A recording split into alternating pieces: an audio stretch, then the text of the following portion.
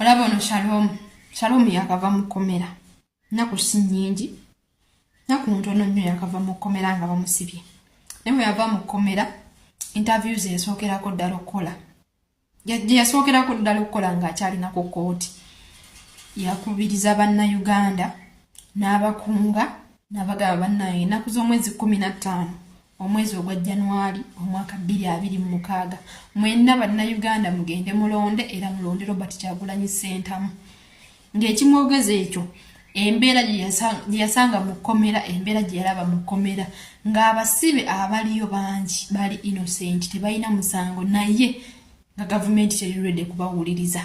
ng'ate alaba obwenkanya bajja bufuna singa gavumenti ebeera ekyuse nawe yasinkanye Museveni ebintu byakyuseemu kati saawe nakugamba musimanya mzee yalina akantu ke yatugambye naawo mzee yalina ke yayogedde n'agamba golaba omuvubuka ali mu Kampala obudde buno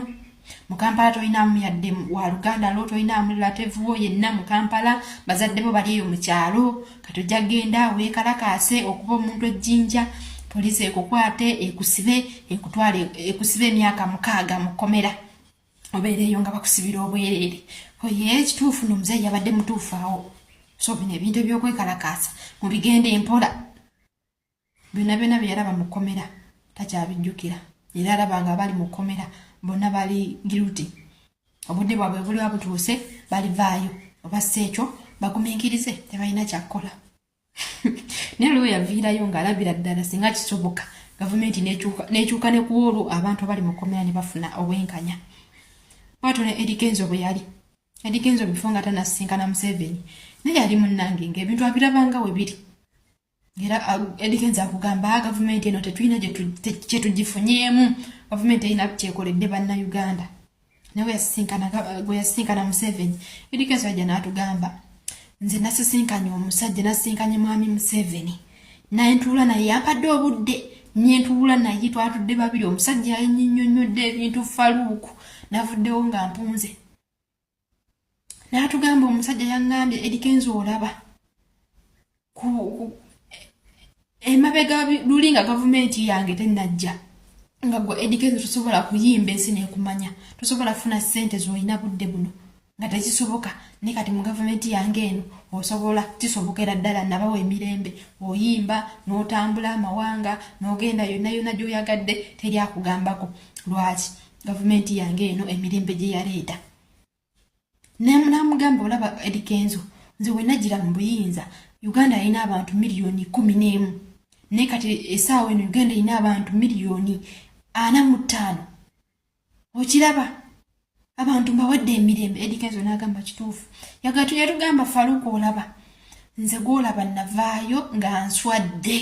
kwe byonna bye nalinga njogera natuuka essira nga sirina neeki kyensobola kwogera era yajja okutugamba eyo interview yakola ne Faluku ng'agezaako tulaga nti naffe twogeza butamanya kati nabano bwe balowooza bano abagenze ne basinkana Museveni kati nabo balowooza nti naffe twogeza butamanya nabo babadde tebamanyi kati bategedde amazima okiwulira gwe Shalom tetubagambangako okwekalakasa genda kuba bantu mayinja tetutibagambangako ensonga yaffe eri ya protest vote londa akalulu kakuume kaboba kabbaka bangi ogenda kalonda wano ku polling station yo bamala okukabala nga wooli okakuumye omala okukabala bakatwale ku gombo ku district mugende ku district obule district yange ani awangudde Kyagulanyi nti ye ne district zonna mu Uganda buli muntu yenna akola ekintu kyekimu then tulinde byabakama kati byabakama ajja kusomera district yo yennyini gye Kyagulanyi kwe yawangudde akugambe nti Museveni yakoze ki eyawanguddewo awo otandika okuba nti akalulu okwekalakasa si kuba mayinja okwekalakasa si kwokya bipiira simanya kukwasa amakubo biki ebyo nedda okwekalakasa kuba kwa mirembe fe protest vote yaffe ya mirembe kwate ekipande wakanya byabakama byalangiridde si bituufu kubanga oba omanyi omuwendo omutuufu kitegedde kwate ekipande wanike emikono mu bbanga bagambe kino si kituufu akalulu byabakama akasoma kafu ogenda kubaawo okubya omuntu jjinja eryo lyejjinja lyogenda okuba omuntu yabadde akugamba tuli tugenda kuwakanya ebivudde mu kulonda ebivudde mu kulangirira balangirira akalulu byabakama kalangiridde singa balangirira nga ffe gye twagenze twalondedde twalonze omuntu waffe ne ku district zasoma nga omuntu waffe yawanguddewo naye ng'asoma muntu mulala ekyo tugenda gamba nedda si bituufu result entuufu ze zino byabakama byosoma obijjawa eryo liba lyalifuuka ddi ejjinja lyafuuka ddi ejjinja eryo lyogenda okuba omuntu poliisi ekusibe so muddemu amagezi agategeera ate n'ekirala mutusanze tuli bize tuli mu nnaku esembayo naye twandisabudde mmwe babawadde sente mujye mutunyonnyola ebyo tutamanyi immwe mutuwonye tuli bize naye nga eyo protest vote gye twogerako si yamayinja nga muzeeyi wamwe bwe yabanyonnyonyodde si yamayinja tugenda kuwakanya byabakama byalangirira ng'olwedde tumanyi amazima agaliwo tumanyi muntu ki eyawangudde tugenda president abagamba musigale ku district buli muntu yenna ogenda kwekalakasiza ku district yo ng'okimanyi bulungi ku district yange Kyagulanyi yawanguddewo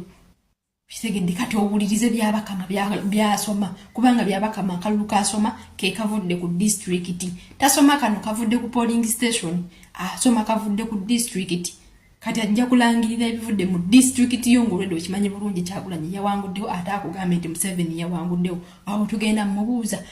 byosoma obijjawa eryo si jjinja ako si kambe eryo si kiso okitegedde so mubeeremu amagezi eno interview ya mwami Museveni ne ba TikToker kale tubayite ba blogger ng'emwabaddeyo yabaanise nnyo mwenna abagenzi n'abatagenzi abali wano ate yo state yakifunyemu kuba kye yabadde yagala obedde omusajja mumubuuza ebibuuza abaddamu byayagala naye mmwe kati ate kino kindaze n'okundaga okusibibwa kwa Shalom oyo ow'ebiviiri oyo kwali kupange state funded kuba Shalom mu kuvaayo watulagirawo n'otandika buli sima enkyukakyuka mwezi Exensoba Kyagulanyi sentamu akalulu olwo osika bantu tensioni kano wabeerawo oyo omukazi oyo yatera obbeera ne kasuku oyo nagamba ate toyogera bwotyo ate gavumenti yekuyambe nekujjayo ekutaddemu akasente bajja kukusiba olwo muteekamu abantu fiya aboogezi katonza kuŋŋamba kasuku akutte banne bagenzi wa mwami Museveni pano simaba yani Sheira ani ono mama Bulakamani Shalom yagamba mulonde Exensoba Kyagulanyi sentamu obwedde akawunti zammwe ziri live nga zireeta bintu biri ebyabali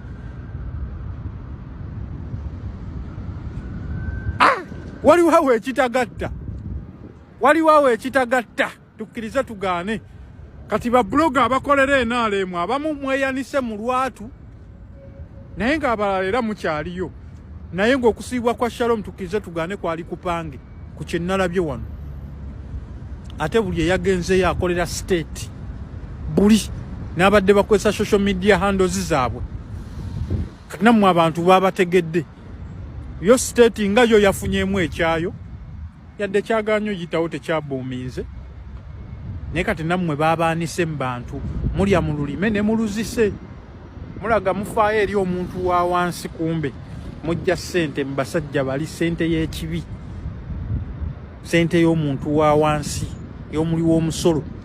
mujja kiwulira tujja tandika obboolo obwo bu platforms bwammwe mmwe nabagamba nti akasimbi kaayise ebyo nenne by'okukwata ba Shalom nkiwa bwali bubadi nze ngaze we ngamba nabagamba starting nga mungi nnyo mu ba YouTuber era essaawa zino munatanga okulaba buli page ya buli muntu weeridde ssente nga screaming live nga kusinganako ebintu by'otategeera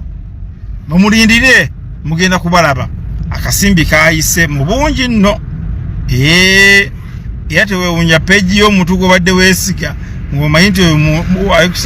ayikusaidiya enkyukakyuka nga screaminze live ng'ataddeko projects z'abasajja mumulindirire akasimbi ko kaayise mu bungi akasimbi kaayise mu bulungi jesi balina lunaku lwanca kutandika